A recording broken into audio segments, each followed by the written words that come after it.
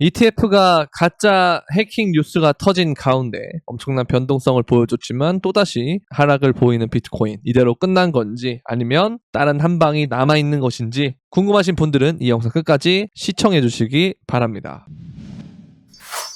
네, 안녕하세요. 끝판대장입니다. 오늘도 구독과 좋아요, 알림 설정, 그리고 댓글까지 부탁드리겠습니다. 자, 일단 보면은 아무래도 제일 중요한 건 비트코인이죠. 얘가 어쨌든 추세가 상당히 좋지 않아요. 제가 볼 때는 이게 이렇게 하락 다이버전스도 계속 뜨고 있고, 그래서 좋은 추세는 아닌 것 같다라는 생각이 드는데, 이게 선물로 숏을 잡기에는 저는 머리로는 계속 숏이거든요. 근데 ETF 승인이 진짜 났을 때 우리 숏을 잡은 걸 털고 이렇게 빠질 것 같아서 일단은 숏은 모르겠다 이거고, 그 다음에 현물은 일단 그쵸? 비중을 줄이는 형태로 가야 될 것 같다라는 말씀을 드리는 거죠. 근데 물론 어쨌든 비트코인의 현물 ETF라고 하는 것은 굉장히 어쨌든 이 시장에서 차지하는 그 비중이 크니까, 그래서 일시적으로 좀 코인들이 갈 수는 있지만 결과적으로 봤을 때는 이 간 다음에는 어쨌든 떨어질 가능성이 높다고 본다, 그렇게 보고 있어요. 그래서 일단은 분할 매수를 해서 분할 매도죠. 분할 매도를 해서 현금 비중 자체를 높이는 것이 저는 바람직하지 않나라는 생각을 하고 있고, 알트들이 생각보다 재미가 없거든요. 그렇죠? 알트들이 지금 보면은 도미넌스가 좀 빠지긴 했지만 어찌됐든 간에 최근에 엄청나게 급등을 했어요. 그래서 그동안에 알트들이 좀 재미가 없었어서 그나마 뭐 어스레스홀드나 뭐 이런 애들은 왔다 갔다 하면서 이게 있지만, 스테픈도 그냥 반등 정도가 됐고, 스트라이크는 그냥 뭐 잡코인이죠. 근데 이제 조금 더 긍정적인 건 이제 이더리움이 생각보다 비트를 제끼고 이제 좀 아웃퍼폼하는 형태를 볼 수가 있어서, 폴리곤도 마찬가지고, 뭐 이거는 생각보다 많이 안 오르긴 합니다만 아비트럼도 그렇고요. 그래서 여기 있죠, 아비트럼. 그래서 이더리움 계열이 조금 선전하는 것이 좀 괜찮은 부분이기는 한데, 그러면서 이게 본격적으로 알트장 피날레를 주고 끝날지 아니면 그냥 여기서 좀 약진을 하다가 끝날지, 이거는 솔직히 아무도 몰라요. 그래서 비중 조절을 잘 해야 된다라는 말씀을 굉장히 오랜 시간 동안 드리고 있는 것 같습니다. 그래서 실질적으로 우리가 알트의 가격을 보면 생각보다 이때 하락 전의 가격을 회복을 많이 못하고 있거든요. 그래서 어제는 오히려 이럴 때가 매도 타이밍이었다고 볼 수가 있는 거고, 그래서 뭐 세이 같은 코인도 보면은 1,000원을 넘었지만 다시 800원대거든요.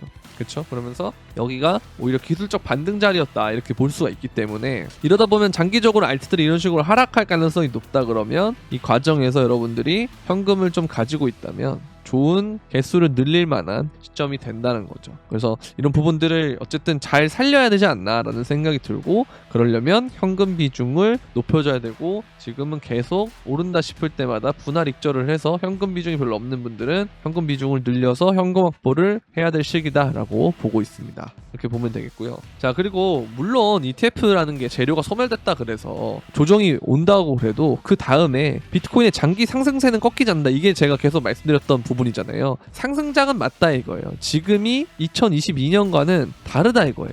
2023년 하고도 다르다. 2024와 2025년은 굉장히 좋은 해다, 이렇게 볼 수가 있다라는 거죠. 그러면 이제 2022년보다는 훨씬 더 우리가 존버를 했을 때 살려주거나 수익을 거둘 가능성이 높은데, 문제는 인간의 심리가 문제예요. 그렇죠? 내가 이쯤 빠진다 싶어가지고 여기서 다 담았는데 여기보다 더 빠지게 됐을 때 버틸 수 있는 사람이 얼마나 있겠냐 이거죠. 생각보다 없다 이겁니다.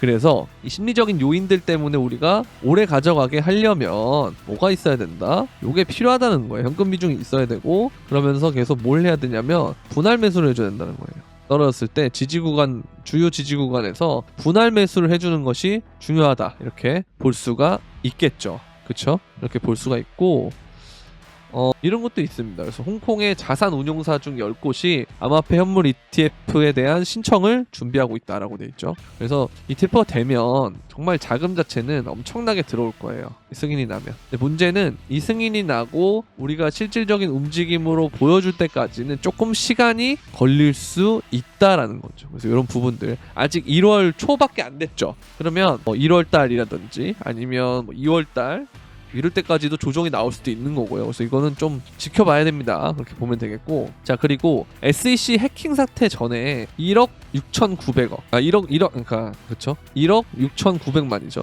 그 달러에 대한 USDT죠. 그걸 복수 거래소에 입금을 했다. 참 이런 거 보면은 가짜 뉴스를 퍼뜨려가지고 장난질을 해서 수익을 보고 참 그런 일종의 내부자죠. 내부자들은 참 이기기가 어렵다. 그렇게 볼 수가 있고. 자, 그 다음에 미국의 상원의원이 이 해킹 때문에 게리 겐슬러한테 보고서를 제출해달라고 요구를 했는데 사실 이런 거는 좀 뭐 어떻게 보면 제가 볼 때는 요 가능성도 좀 있다고 봐요 저는. 그래서 뭐 개미도 털고 그다음에 또 실험을 좀 테스트를 해본다의 개념이 좀 있는 것 같고 갑자기 뜬금없이 해킹이 되는 것도 웃기고요. 좀 저는 납득이 잘 되지 않습니다. 이렇게 보면 되겠고. 자, 그 다음에 비트코인이 2년에서 3년 정도의 홀더 비율이 최고치에서 감소가 되고 있다는 거죠.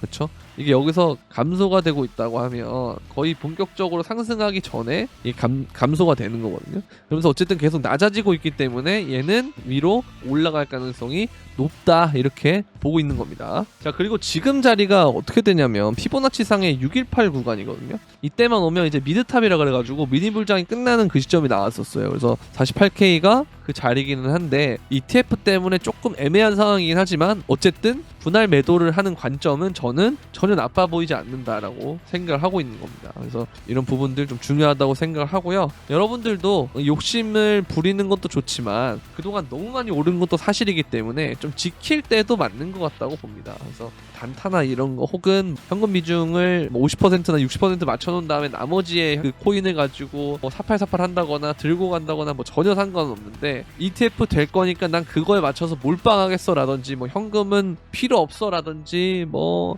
코인을 뭐 80%, 90%, 100%쫙 갖고 있는다든지 이런 것들은 반대의 무빙이 왔을 때 정말 리스크가 크다는 거예요. 그래서 이런 것들은 좀 지양하시는 게 좋다. 지양입니다. 지양. 조심하셔야 된다는 겁니다. 그렇게 보면 되겠고요. 여러분들이 이제 이런 걸 하다 보면 좀 더 디테일한 부분이라든지 아니면 내 손가락을 조금 더 영상을 넘어서서 좀 제어를 해줬으면 좋겠다라든지 아니면 내가 두려워할 때 손가락을 좀 잘 움직일 수 있도록 그렇죠? 그런 정보들이나 아니면 뭐 어떤 코인을 사야 되는지 얼마에 사야 되고 얼마에 팔아야 되는지 이런 부분들을 이제 멤버십에서 하고 있거든요. 보시면 이런 식으로 ETF 이슈가 있는데 이거 아침에 했어요. 일본 마감하고 알트 반등이 오면 반등 왔죠. 그래서 그때 샀던 걸 파는 시기라고 보고 현금 비중 늘려야 된다 이런 식으로 비중 조절도 말씀을 드리고요. 그 다음에 이더리움도 억가당하는 것 같긴 해서 슬슬 이게 밤 10시 23분에 픽을 냈어요. 그래서 이더리움 바로 1차 타겟 갔죠. 보면 되고 뭐 아스타나 니어 그 다음에 뭐 이런 식으로 비트코인 캐시 비트코인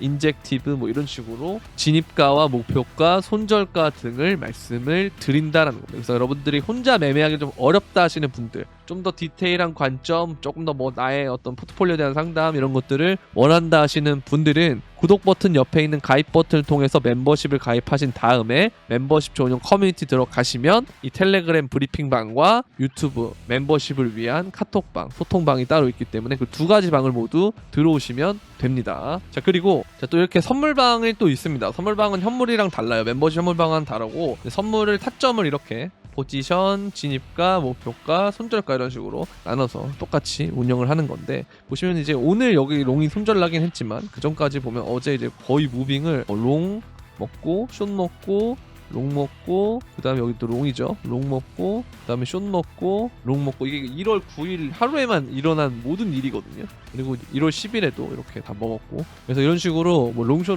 변화를 준다고. 왜냐면 지금은 추세를 보는 것보다도 추세 변곡이 좀 가까워지는 시점이기 때문에 포지션을 조금 더 왔다 갔다 해주는 게 좋다고 저는 봤고 근데 실질적으로 우리가 25,000 이때부터 올라갈 때 있죠. 이때부터 올라갈 때는 제가 계속 롱만 쳤어요. 숏 치지 말라 그러고. 그러니까 이게 상황에 따라서 그런 부분들 그러니까 대응할 수 있는 부분들 좀 더 우리가 선물하다 보면 리스크가 있다 보니 좀 쉽지 않다라고 하시는 분들 중에 좀 도움이 됐으면 도움을 받고 싶다 하시는 분들은 선물방에 가입하시면 되는데요. 선물방 가입하는 방법은 영상 설명란에 있는 선물방 가입 신청 링크를 통해서 가입 신청해 주시면 됩니다. 사실 지금은 어쨌든 해드릴 말이 몇 개가 없는 게 조심해야 된다 하고 그 다음에 ETF밖에 안 남았다 이렇게 볼 수가 있기 때문에 여러분들 잘 조심해서 대응할 수 있었으면 좋겠습니다. 제가 제가 아마 오늘하고 내일이나 요번 주는 아마 영상이 조금 뭐 안 올라올 수도 있어요. 올라올 수도 있는데 좀 일이 있어가지고, 그래서 최대한 올리려고 할 건데 아마 영상이 안 올라온다 그러면 나중에 주말이나 이럴 때 또 올려드릴 거니까 여러분들 일단 큰 틀에서는 이게 가장 중요하고 ETF가 가장 중요한데, ETF가 된다 그래서 반드시 엄청난 상승을 동반하진 않는다는 거. 이런 식으로 우리 FOMC 때 무빙처럼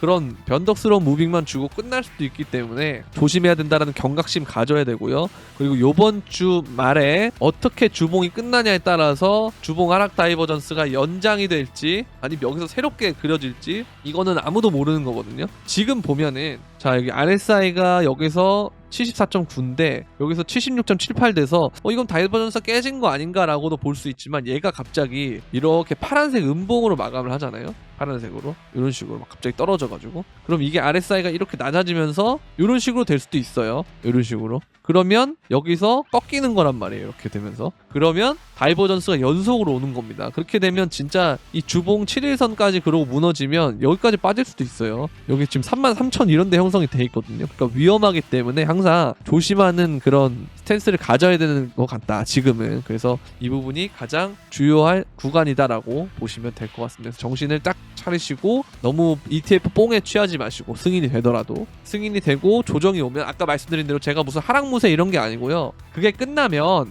장투도 하고 엄청나게 좋은 장이 열리니까 막상 그때가 되면 또 우울해서 코인 안 보고 그럴 거거든요. 만약 정말 그런 일이 일어난다면. 근데 오히려 저는 그럴 때 여러분들 상승합니다, 뭐 장투할 때입니다, 겁낼 때 아닙니다, 이렇게 아마 영상을 찍지 않을까 그런 생각을 하고 있습니다. 일단 오늘은 여기까지 하겠고요. 여러분들 도움이 되셨다면 구독과 좋아요, 알림 설정 그리고 댓글까지 부탁드리면서 그럼 안녕.